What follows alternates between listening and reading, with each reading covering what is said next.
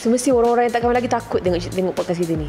Taklah dong belajar banyak. Kalau I tengok podcast ni belum kahwin, I belajar banyak. Ya ke? Okay, InsyaAllah. Kita dapat dengar dalam 3 different perspectives. Tapi kita tak nak macam kita nak lelaki ni kita nak lelaki fikir macam apa shock sendiri pasal perempuan je ni. Kau rasa macam perempuan je ke? Macam perempuan kena buat ni. Kau kan? Nanti lelaki tak suka. Nanti lelaki kata macam diorang ni perempuan semua. Tak adalah. Isu ketiga apa? Kita cakap pasal respect kita kena.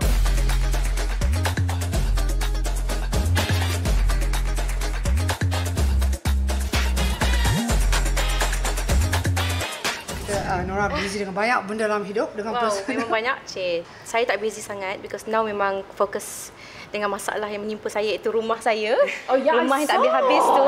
Yes, non-stop. Yes, that's reply right. your stories. I nak cakap, babe, kontraktor mana yang you agree untuk buat ke rumah you ni? Sebab tu ngam-ngam pula I dah berhijrah. So I nak marah dia tak boleh sangat Lofa. I kena kontrol kemarahan I tu jadi. Nora tak marah orang lah. Nora memang tak marah orang. Bila bab tu memang I dah hampir nak marah. Tapi itulah I fikir macam, Nora dah berhijab ni, kena sabar. So, sabarlah. Apa kitchen you tak ada plug, that's paling Itu tak wardrobe I. Tengok. Kalimantan tu.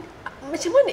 Tak ada orang check ke? Tak ada site manager? Tak ada. I pun ambil sambelewa lah. Di mana I tak tahu yang actually kita kena sentiasa check. Macam I pun ambil sambelewa bagi kepercayaan penuh kepada ID dan juga kontraktor tersebut. Kenapa you cakap tersebut? Memang orang semua kenal dia ke? Taklah, dia recommended by my friends. Okay, nak tanya, berapa you habis in RM? Tapi rumah I tu tak besar, it's a townhouse tau. So untuk I rasa lah untuk harga 300,000 untuk buat rumah biasa-biasa tu, my God, I rasa mahal. I rasa memang itu yang dikasih dekat you? Itu dikasih dekat I. Kalau I berbudget, I faham. 300,000 and just that?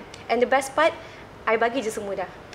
Semoga Allah gantikan. Amin, ya Allah, amin. Nova lagi doa lagi. Kesabaran. Amin. Menumpuhi ujian ini dengan ada hikmah yang lebih baik lah, insyaAllah kan. Amin. Mungkin dapat rumah lebih besar ya. InsyaAllah. Rumah lebih besar, rumah tangga yang baru. Masih dah Edah. Tapi memang betul right, sebelum ni you tak minum kopi. I tak minum kopi. Sebab nowadays you got kids and you're always tired and stressed. But this one is the best. Because it's medium roast, guys. Nora memang suka benda ni. Dia instant. Memang I penggemar kopi. I'm a You coffee drink it lover. like how many times a day? Banyak. I tak lah. Ini tak membayar tapi betul Jujur. Saya memang sedap. Memang tak minum kopi lain dah. Tu Yeah. jujur. Betul. Memang sedap. And dia instant, senang nak buat kat rumah. Anytime. Bila nak buat semua boleh. Tak payah nak order Grab dan sebagainya. Kalau tak dulu you order kat Grab? Order Grab. I memang kopi. I kena minum kopi. Lupa best you. I memang kena coffee drinker as well. Betul? Yes. Sama dengan I. This is my first time seeing Nora pakai tudung. I want to know your story. Itulah. Actually, sebenarnya story Nora simple je. Tak ada macam Mimpi ke? mimpi tak tak insiden ada ke? Cuma Nora perasan masa Nora cecah masuk umur 40-an tu, dah ada dalam diri macam, kalau daripada dulu kalau kita tengok masa kita umur 20-an kan, kita ada target dah 40 ni mesti aku dah bertudung. Memang ada target tu. So bila sampai 40 tu rasa macam kenapa tak masih belum berubah lagi, apa yang salahnya kan. So pada situ dah Nora dah start macam envy dengan orang yang bertudung, envy dengan orang yang dah ada kesempurnaan hidup dari segi moto agama lah.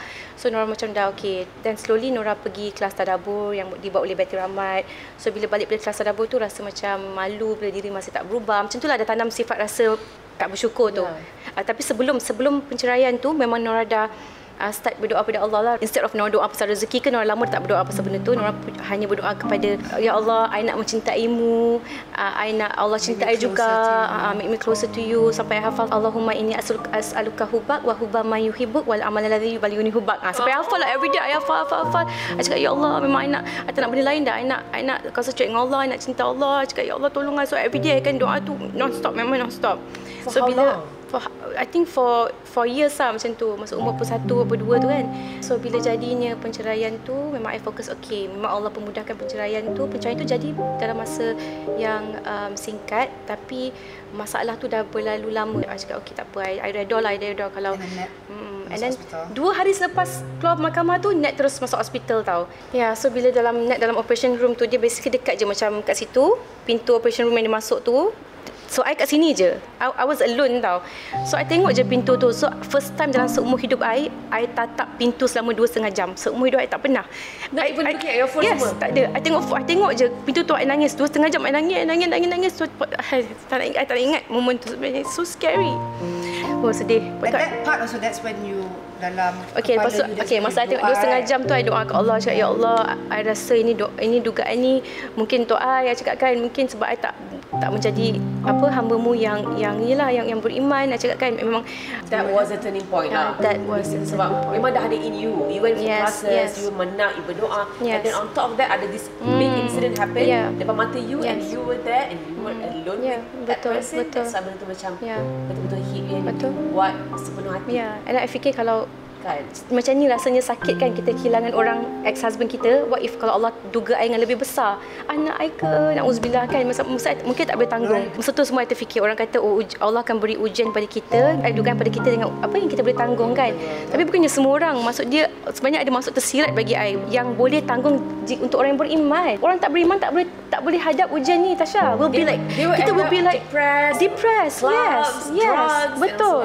Itu sebenarnya maksud saya faham maksud dia. Memang kena beriman untuk you boleh menghadapi ujian-ujian ni semua. Sangat berat untuk Nora because it was like back to back. Sebagai kawan pun, I rasa kita orang semua kesian kat dia macam, ya Allah, apalah lesson Nora dalam benda ni, apalah dugaan Nora dalam benda ni. Sebab Nora menangis like all the time. Kita tengah makan dinner cakap pasal benda ni pun boleh menangis. Lepas tu dia dapat bercerai. Lepas bercerai, well actually you're right, cerai tu pun proses tu cepat sangat. Benda tu bila Nora punya cerai keluar malam, right? So when benda artikel tu keluar, I macam, bila masuk Nora bercerai? I baru pun cakap dengan dia tadi petang, you know what I mean? Lepas tu ada orang netizens commented, tak tahu pula mahkamah buka malam. Saya macam, oh ni tak ada. You were so sad for the longest time. You were so sad for the longest, because there were so many things that you had to think about kan. Kenapa susah? Because I thought he was the one lah. Terjana. Semua akan fikir kita kan untuk jannah kan. This is my opinion lah. Because sebagai orang yang tahu behind the camera, kalau tak boleh tahu cerita sebenarnya. Tapi I rasa again, kalau dalam setiap perkahwinan, rumah tangga, keluarga tu ada pemahaman basic tentang penghayatan agama ni kan. What agama has tebarkan, kalau kita ikut the basic sahaja pun, benda tu akan insya-Allah masalah-masalah ni semua ni akan senang diselesaikan lah. Sebab agama ada semua jawapan lah, Paul. Kalau tak ada ujian, tak ada kesakitan, tak ada air mata, tak ada growth. Betul, true. Memang apa yang terjadi ni untuk, memang orang kata apa terjadi pada kita memang untuk kebaikan. Inilah dia, betul. Memang untuk kebaikan. It's like an upgrade lah. Yes. Sebab kalau I pun, macam-macam benda lalu dalam hidup I. My 20s, my early 30s. I rasa tiap kali benda besar jadi, mesti I akan psikologi diri sendiri macam, ada benda besar yang ada upgrade ni. Ada upgrade in my life. So so it's like that. True. Bila kita kahwin kerana cinta, cinta tu yang akan melukakan anda. Itu betul. Kalau kita kahwin kerana Allah, walaupun klise bunyi dia kan, orang kata dengan orang sebelum ni kahwin kerana Allah, dan baru orang faham. Bila kita kahwin kerana Allah, jalan menuju ke Allah tu indah. Kalau kita kahwin kerana cinta pada manusia tu takkan kekal. I ada adik orang yang seorang yang belum kahwin lagi. I selalu cakap kat dia, you nak kahwin, first thing first, cari orang yang faham responsibilities dan macam mana nak galas tanggungjawab dia tu. Tanggungjawab dia bukan tanggungjawab dunia je, bukan pasal cari duit, sedia rumah, tak. Tanggungjawab dia sebagai hamba Allah, tanggungjawab dia sebagai future husband nanti. Jadi, I rasa kalau tanggungjawab tu dia clear, banyak benda akan mudah tau. Bukan kau kerja apa, of course penting. Bukan kau kerja apa nombor satu, bukan muka kau macam mana, bukan suka kau siapa, tak. Not those things. Semua yang even masa I jumpa dia pun, I mean, obviously kita punya age gap 6 years apart, and then the fact that masa tu dia masih lagi belajar, and then buat kerja ni macam bukan full time, tapi deep down I know that he understands the core beliefs, not just in agama, but he understands tanggungjawab dia seperti mana. Because I tengok, okay, the father, macam the father pimpin keluarga dia, he can insya-Allah lah overcome. Dengar tu adik-adik yang masih muda ni, tahu. Sure. Sebab kita dalam entertainment semua ni, kita jumpa macam-macam orang. And people will ask me why, you know, kenapa eventually you pilih ni kan? Because I faham, okay, you know what, kita dah jumpa macam orang dan kita boleh menilai dan kita boleh differentiate. Adakah anda mencari ustaz selepas ini? Not necessarily ustaz. I ada kawan baik I. The husband ikut Syekh sana, pergi kelas agama, travel utara, selatan, timur, barat for all these classes agama. Tapi nafkah tak kasih. Rumah tak bayar. Sekolah anak tak kasih. Siap duit nak bayar bil ke Grab, semua bini kena bagi. Mana execution of your lesson tu? Mana? Bila I tengok macam kes-kes penceraian, I pun kaji juga kan, because lawyer cakap banyak betul orang bercerai masalah kewangan, masalah duit. Maknanya ramai terjadi di luar sana yang lelaki, sang suami ni dia tak menjalankan tanggungjawab bagi nafkah semualah. Diorang dah ambil remeh benda tu. Kita kena betul-betul educate orang di luar sana tau, especially bakal-bakal suami ni. Kena pentingkan tau, sebab nafkah tu adalah dia mengangguk je. Ya. Betul. Sebab nafkah tu walaupun sikit anda bagi ke isteri anda, itulah barakah. Betul tak? Itulah membuatkan orang lelaki adalah the leader of the house, so you need to have that respect. Of course. Walaupun when he has, because they have big responsibility, so responsibility creates respect from your wife. Pernah masa tu Ustaz Wadi datang rumah, lepas tu dia cerita tentang muflis akhirat. Karakter orang yang muflis akhirat ni adalah suami yang tak beri nafkah. Ya, walaupun dia meninggal sekalipun, kalau dia ada hutang nafkah dia dengan isteri dia boleh tuntut. Dahlah pahala-pahala dia diambil oleh isteri. Dosa-dosa isteri pun boleh, kalau tak cukup lagi, dosa isteri pun boleh bayar dia. Faham tak? Sebab memang orang kata nafkah laki yang kena kasih kena penuhi kan. Mungkin sekarang that is also why kita bagi the mark of respect to the men, right? So Tasha, mungkin rasa sekarang terjadi benda ni sebab banyak perempuan dah independent, banyak sang isteri yang dah bekerja. So lelaki ambil sambil lewa lah, dia tengok isteri dia mampu.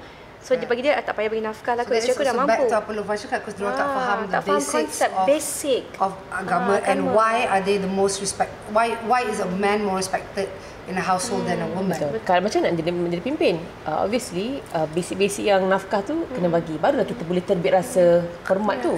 Cuba kalau kata wife yang sediakan rumah, lepas tu jadi pergaduhan ke, salah faham ke, ini rumah aku. So what, just because you're a lelaki, I kena respect you, susah juga macam tu kan, konsep tu.